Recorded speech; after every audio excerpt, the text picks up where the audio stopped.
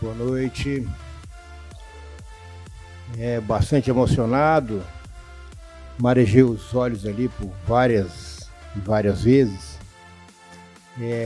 Prazer enorme comentar então a mesa diretora, a pessoa do seu presidente dessa casa, vereador Durão, vereador Edmilson, em nome dele, dos demais vereadores que votaram favorável a essa propositura, que me deixa muito emocionado, e aos meus amigos militares, a minha continência, e dizer que nasci em Porangatu há 62 anos atrás, e hoje pela manhã eu fui visitar o meu colégio estadual de Porangatu, hoje colégio estadual Valdemar Amaral. Com muita emoção encontrei estudantes daquele colégio hoje pela manhã, pouco antes das 8 da manhã, e fui dizer a eles um pouquinho da história. E o propósito era dizer que numa geração é possível fazer uma mudança de uma virada de chaves. Quando nasci em Porangatu, fui estudar no Colégio das Freiras, depois fui fazer um concurso, porque naquela data, entrar no colégio estadual, haviam poucas vagas e muitos candidatos. E fui aprovado lá com 9 anos de idade. Fiz o primeiro grau aqui em Porangatu, depois fui a Goiânia fazer o segundo grau. E prestar o vestibular não havia até aquela data nenhum médico na minha família. Meu pai era contador, minha mãe professora. E então eu fui a Goiânia para fazer o vestibular na única faculdade de medicina que havia naquela data, que era da Universidade Federal de Goiás. Haviam naquela data 110 vagas e até hoje são apenas 110 vagas. E lá, portanto, consegui ser aprovado com 16 anos, 6 anos de faculdade, depois mais 3 anos de residência médica. E tudo isso eu dizia aos alunos hoje pela manhã que era tudo por concurso, né? Tudo sem corrupção, tudo sendo exposto a disputas de concurso. E isso embasa que é necessário a boa educação, e os vereadores estão aqui nessa Casa de Leis, que precisam investir em boa educação, e a educação pública é ela que o aluno que não tem condição pode chegar lá, na educação pública. Aqui tinha o colégio estadual, era o melhor colégio, eu acho que deve ser o melhor, um dos melhores. Então eu fiz a escola pública aqui e fiz a Universidade Federal de Goiás, que é uma escola pública. Se eu tivesse que pagar alguma coisa dessa, eu não teria feito a faculdade. Então, tem que investir na saúde pública e na educação pública. Nós visitamos a Ásia há 2 anos atrás, Japão, Coreia, Vietnã, que foram arrasados na Segunda Guerra Mundial, na década de 40, foram arrasados na Guerra da Coreia, na década de 50, arrasados na Guerra do Vietnã, década de 60, e todos esses países hoje são países de primeiro mundo, extraordinários, que são dedicados ao seu povo, embasados apenas no item, a boa educação básica, pública, para que as pessoas possam ter capacidade, e capacidade de reduzir as diferenças é investir na educação pública, porque você dá ao indivíduo a possibilidade de ele chegar lá. Então esse é o grande caminho. Depois, trilhando na Faculdade de Medicina da Federal, por concursos, por eleições, conseguimos chegar à diretoria da Faculdade de Medicina hoje como diretor, com muita honra, feito mestrado, doutorado, livre docência na Universidade de São Paulo, tudo com disputas, tudo com concursos públicos, né? E, portanto, é preciso estar preparado para o conhecimento, tem que gerar conhecimento nas pessoas. O conhecimento é o grande diferencial. E a humanidade trabalha pelo menos com 4 conhecimentos. O conhecimento empírico, esse das pessoas que falam o que eu acho, baseado na axiologia, eu acho que é. E a medicina não caminha por aí. Não pode ser na axiologia. Mas ele existe, é o conhecimento dos pajés, né, que cuida das suas tribos, com os chás que ele imagina que funcione. Mas ele é um conhecimento. Outro conhecimento é o conhecimento da fé. Somos cristãos com muita honra. E a fé, a religião, é um conhecimento. Jesus Cristo é a situação mais publicada e lida de todos os tempos. Não há nenhum artigo científico mais publicado, mais escrito, mais lido que sobre Jesus Cristo em todo o planeta. Ganha de todas as outras religiões. Então, a fé, a religião é um conhecimento. Aqui vários vereadores falaram em alguns itens da Bíblia, porque são conhecedores da Bíblia. O outro conhecimento é o conhecimento filosófico. A filosofia é um conhecimento tradicional da espécie humana que, por vezes e muitas vezes, tem o homem a necessidade de saber de onde veio, onde está o aquém, e para onde vamos, onde está o além, e a filosofia caminha nesse sentido. É também um conhecimento filosófico. E o quarto conhecimento é o conhecimento onde a medicina, que é a arte e a ciência de prevenir e curar, é o conhecimento científico. Portanto, a ciência é a verdade cristalina dos fatos. Não há dúvida quando a ciência fala. Se falar que isso aqui é madeira, porque testaram com instrumentos de pesquisa e confirmou que é madeira. Se falar que é vidro, é vidro. Portanto, é um conhecimento baseado na verdade cristalina. Então, nós trabalhamos com medicina com ato médico, onde a vanguarda e a retaguarda é exatamente a ciência. E medicina também é arte, a capacidade de tratar o outro com humanismo, com dedicação, com bom resultado, tanto técnico quanto de cidadania, e, portanto, com grande capacidade de considerar o outro como sendo o nosso desejo de ter o melhor. Então, em cima desses conhecimentos que nós trilhamos a vida. E trabalhamos em tempo integral com pesquisa acadêmica, pesquisa científica, a identificar as coisas que são corretas. E quando a medicina permeia por outros caminhos, não é medicina, é qualquer outra coisa, menos medicina. Nos seus atos mais clínicos, nos seus atos mais cirúrgicos. É nessa linha, portanto, que nós empreendemos e conseguimos chegar a situações nacionais e também internacionais. E agora, por último, deve ter sido por isso, então, e ele disse aqui, o nosso amigo, o vereador Edmilson, que ele nasceu a possibilidade dessa nossa reunião, quando conseguimos, em maio, numa candidatura à Academia Nacional de Medicina. A Academia Nacional de Medicina ela foi criada por Dom Pedro I, no dia 30 de junho de 1829. Lembrar que a família real chegou no Brasil em 1808. Então, 20 anos depois, Dom Pedro I cria a Academia Nacional de Medicina, que é a entidade das mais antigas do mundo. Ela surgiu 9 anos depois da Academia Francesa de Medicina, e ela tem como sua retaguarda a capacidade de trazer conhecimento e ofertar ao imperador Dom Pedro I nuances do entendimento médico para que ele pudesse traçar política de saúde para aquele império. 2 anos depois ele volta para Portugal, aqui ele era Dom Pedro I, lá ele se tornou Dom Pedro IV, vai para uma disputa de guerra contra o seu irmão, que estava usurpando o seu trono, Dom Miguel, e ele vence as guerras contra Dom Miguel e se torna Dom Pedro IV lá. E aqui deixa o seu filho, Dom Pedro II, ainda criança, né? E ele, portanto, assumiu o trono. A nossa família real é extraordinária. A mídia, às vezes, deturpa a história da família real brasileira. Dom João VI, quando chegou aqui em 1808, a mídia coloca que ele era um gordo que vivia comendo o dia inteiro. Longe disso. Ele era extraordinário. Ele fez o Brasil uma nação. Na sua chegada, ele criou a Faculdade de Medicina da Bahia, na chegada. Criou o Banco do Brasil, na chegada. Criou todos os eventos para se formar uma nação, não uma colônia como éramos.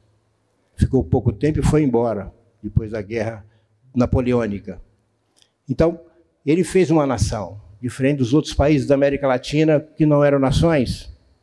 Então, ele criou uma estrutura e deixou o filho dele para fazer daqui uma nação. Daí vem a independência em 1822, por Dom Pedro I.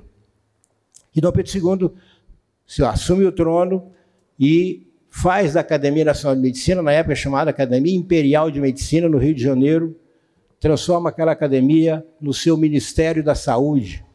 Todas as quintas-feiras, 17 horas, ele sentava no trono, botou um trono lá na Academia Nacional de Medicina, onde ele sentava, e ouvia as noções das pestes que açoitavam aquele império, e já uma nação, e ele, portanto, ouvia e traçava rumos no planejamento de saúde ao Império Brasileiro. Portanto, Dom Pedro II sentou naquela cadeira por mais de 60 anos, todas as quintas-feiras, às 17 horas até às 18 horas. Então, criou-se ali o chamado chá imperial, chá do rei, chá do imperador, hoje chamado chá acadêmico, que é, portanto, nutrido e estimulado há 200 anos por aquela academia. A academia de medicina representa, portanto, a retaguarda mais importante da classe médica brasileira, porque ela tem uma história, tem um rito e trabalha com a ciência. Ciência sem qualquer devaneio que fuja dessa conotação. Trabalha com a bioética. A bioética é a capacidade da aplicação da ética do pai da medicina, a ética hipocrática, hoje caminhado sobre 4 pilares. O pilar da autonomia do médico, que é livre para ir e vir, mas do outro lado da mesa está a autonomia do paciente, que também é livre para ir e vir. E o segundo pilar importante é não maleficência. O médico não deve nunca fazer o mal. Nunca. E o terceiro pilar é o princípio da beneficência. E veja que antes do médico fazer o bem, ele tem que não fazer o mal. E o quarto pilar da ética é o da justiça. A justiça como verdade dos fatos. Não a justiça que a gente vê rodando por aí, né? Porque o Brasil tem muitas injustiças. Mas a justiça pura, verdadeira, clara, que traz benefício ao outro. Medicina trabalha com os 4 princípios da bioética hipocrática.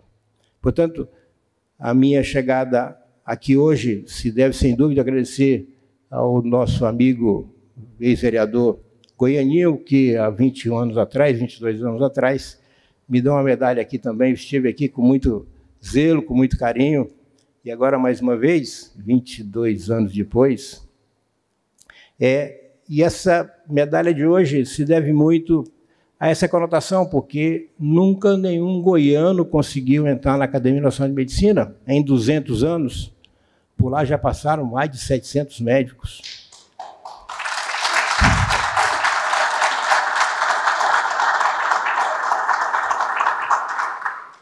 E é uma disputa dramática, porque é preciso que alguém vá a emérito, lá são 100 cadeiras, eu só posso concorrer em 40 dessas 100 cadeiras, porque são 40 da área cirúrgica, e eu sou um cirurgião. Então, eu só concorro em 40 cadeiras, tem que alguém morrer, ou tem que alguém ir a emérito. Morre, então, um grande amigo meu, que me apoiou várias vezes lá, cadeira 75, e ele gostaria, durante toda a sua caminhada até a sua morte, dizer que aquela cadeira fosse minha. Mas abre-se um concurso, ele dura 7 meses, o concurso. As reuniões do chá acadêmico Dom Pedro II são às quintas-feiras, e eu fui lá todas as quintas-feiras, ao Rio de Janeiro. Minha mulher que me perdoe, mas eu tive que ir lá todas as quintas-feiras. E nessas idas e vindas, uma convivência extraordinária com pessoas maravilhosas, são 100 acadêmicos que foram o supra-sumo desse país, titulares de várias cadeiras, pessoas renomadas que estão hoje com 90 anos, como meu tio está aqui com 96, que estão lá ainda com o cérebro brilhante, e que faz, portanto, a academia ser viva, ser nobre. Então, nessa concorrência, é preciso que sua vida é vasculhada para poder se candidatar. Depois de candidato, você precisa mostrar o seu currículo acadêmico, que ele é pontuado. Depois de pontuado, você precisa criar uma tese, como se fosse um doutorado, para aquela academia.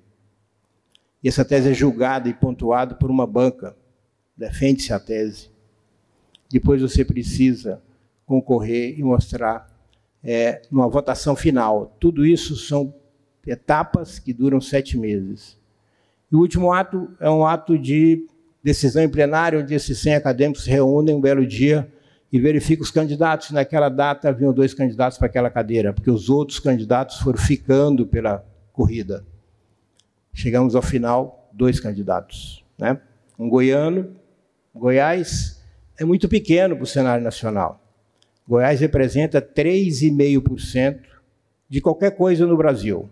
3,5% em população, 3,5% em capacidade financeira, 3,5% de produção acadêmica. De qualquer coisa que você imaginar, Goiás é mais ou menos 3,5%. Por isso a dificuldade que tem para chegar lá. Concorre comigo, então, um professor titular da Universidade de São Paulo, do interior de São Paulo, de Botucatu, titular da cadeira de São Paulo, da área cirúrgica também. Esse tem que enfrentar um paulista. São Paulo é 40% de qualquer coisa no Brasil. São Paulo é a locomotiva desse país. Qualquer coisa, São Paulo é 40%. Do dinheiro do Brasil, São Paulo tem 40%. Dos empregos brasileiros, São Paulo tem 40%. Dos médicos, 40%. Produção acadêmica, 40%. Tudo é São Paulo. É um país dentro desse país. E então tem que enfrentar um paulista? 20% dos acadêmicos são paulistas. 70% são cariocas. E eu precisava ganhar no Rio, né, em São Paulo, porque é um voto. Aí é a hora que vocês são experientes, né? É saber pedir o voto. Mas não é o pedir o voto comum que a gente sai na rua pedindo voto por uma campanha, como eu fiz nessa campanha da minha mãe, nos seus 3 mandatos nessa casa. É um voto de pedido de apresentação a cada acadêmico. E cada um mora na sua residência e marca o dia que ele quer para te receber. No Maranhão, ele marcou comigo na hora do almoço.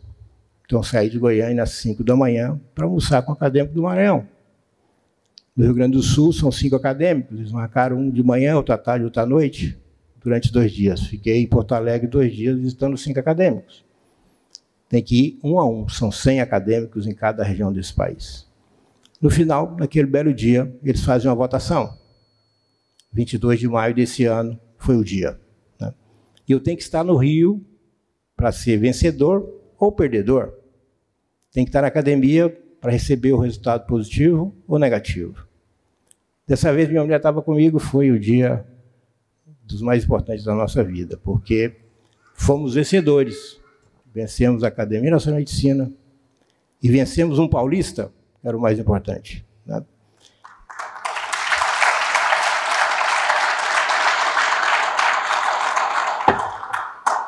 Logo após, então, após foi em agosto, e recebo, então, uma comunicação aqui da Câmara que havia essa propositura sido aprovada em primeira instância, depois tiveram uma segunda rodada. Muito feliz por isso. E para finalizar a minha fala, dizer que a minha felicidade é maior porque saí de Porangatu, numa época que Porangatu não tinha água encanada, nem luz elétrica, nem asfalto, nem televisão, né? Nasci nessa cidade assim. Era o Matagal, onde era o colégio hoje, disse os alunos pela manhã, ali era o Matagal, quando houve uma doação da área para a construção daquele colégio. Então, a gente conseguiu ver tudo isso acontecer, chegar o asfalto, foi uma festa aqui, quando chegou o asfalto. A luz elétrica, uma festa o dia inteiro, até de noite. Eu era criança quando a luz chegou. Nós fomos para a Avenida Federal fazer uma festa, porque a luz elétrica chegou. Quando chega a televisão, outra festa, tudo nós vibrávamos. Por isso, eu sou um vibrador com a vida. Minha mulher fala que eu sou um festeiro, porque tudo eu vibrei. Vibrei com a minha faculdade, quando entrei no vestibular, vibrei quando formei. Fizemos festa na minha residência médica, festa no mestrado, no doutorado. E fizemos uma grande festa na pós-academia nacional de medicina, porque é preciso vibrar com a vida. E vibrando com a vida, com os resultados, fica muito melhor.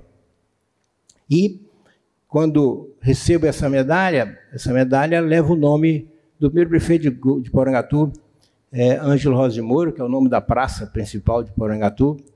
E eu tenho passagem com ele. Ele era vizinho da minha casa quando eu era criança, década de 60. A casa ao lado da minha casa, onde eu nasci, onde eu cresci. Ali morou, então, o seu Ângelo Rosa, que tinha um comércio na descida para Cidade Velha.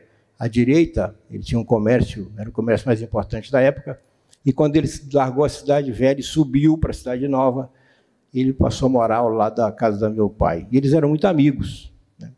E eu cansei de encontrá-lo chegando e saindo de um carro. Aqui haviam poucos carros, mas ele era o prefeito da cidade, portanto, ele tinha um carro que eu acompanhava. Ele é portador de uma patologia, ele era portador e morreu dessa patologia, não sei se ele era baiano, o Goianinho pode me corrigir, se ele era de Arraias. E aqui havia um ditado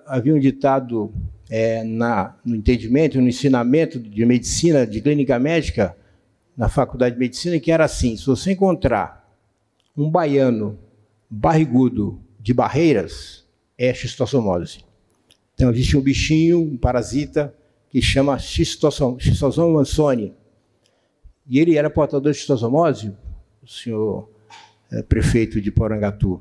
Aquilo obstrui a parte biliar do indivíduo e vai tornando o órgão, o fígado, incompetente, e ele vai se tornando acítico, água no abdômen, por isso ele é barrigudo, porque tem uma grande ascite. Eu cansei de ver o prefeito com um barrigão, que eu não entendia direito o que era aquilo, inchando muito as pernas, e o vi sair a última vez em direção a Anápolis, e daí ele morreu logo depois, por conta da xistosomose. Uma doença que é previsível e é prevenível. Não precisa morrer de xistosomose, não precisa morrer de parasitose, não precisa morrer de lesões intestinais.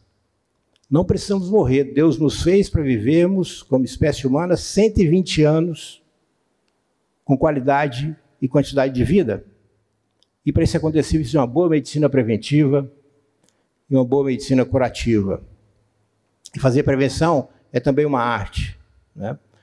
Não precisa morrer. E na medicina do futuro, a gente aprende que no futuro é preciso olhar o indivíduo como centro das atenções, e não mais a população como centro das atenções. Até aqui, os nossos governos e os nossos governantes olham para a saúde como sendo a população. Qual a doença mais importante de Porangatu? Toxoplasmose. Então, o dinheiro da saúde vai para a toxoplasmose. Na época da Covid, o que era importante? Covid. Então, o dinheiro vai para a Covid. E os infartos? Morreram. E as lesões intestinais? Morreram. Eles morreram, porque não havia olhar nem dinheiro para eles. E na medicina do futuro, o centro da atenção é o indivíduo. Cada indivíduo é importante para ele, para a família dele e para a comunidade dele.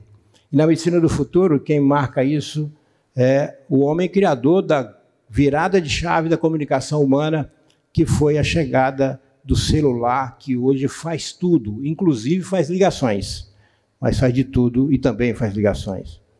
E essa virada de chave veio do criador do iPhone, Steve Jobs. Steve Jobs, aos 56 anos, tem um câncer de pâncreas e morre do câncer de pâncreas. O homem mais importante da história da comunicação do planeta de todos os tempos morre de uma doença prevenível, previsível, que é curável, desde que eu encontre o tumor com menos de 5 milímetros. Se ele tem mais que 5 milímetros, ele vai morrer do câncer, porque ele é um câncer oculto. Como pode o homem mais rico do mundo, mais importante do mundo, que mudou o mundo, morrer de uma doença evitável? E que eu posso tratá-lo e ele pode chegar aos 120 anos. Quantos iPhones maravilhosos teríamos caso ele estivesse ainda vivo? Quantas mudanças teríamos caso ele estivesse vivo? Porque não foi tratado como indivíduo, apesar de importante que ele era, usado porque o câncer de pâncreas é raro. Quando ele acontece, mata, porque ele é altamente letal. Então, nessa conotação que vira a chave, mais uma vez, que nós temos que olhar para cada indivíduo, cada um de nós somos importantes. Mesmo que a minha doença seja a mais rara de todas, ela é a minha doença. Eu preciso ser diagnosticado e tratado corretamente. Portanto, medicina é a profissão extraordinária. A caneta do médico é a mais cara de todas. É tão cara que não tem preço, porque ela não tem condição de ser vendida. E nós temos que cuidar dela o melhor possível para fazermos de maneira ética o que precisamos fazer.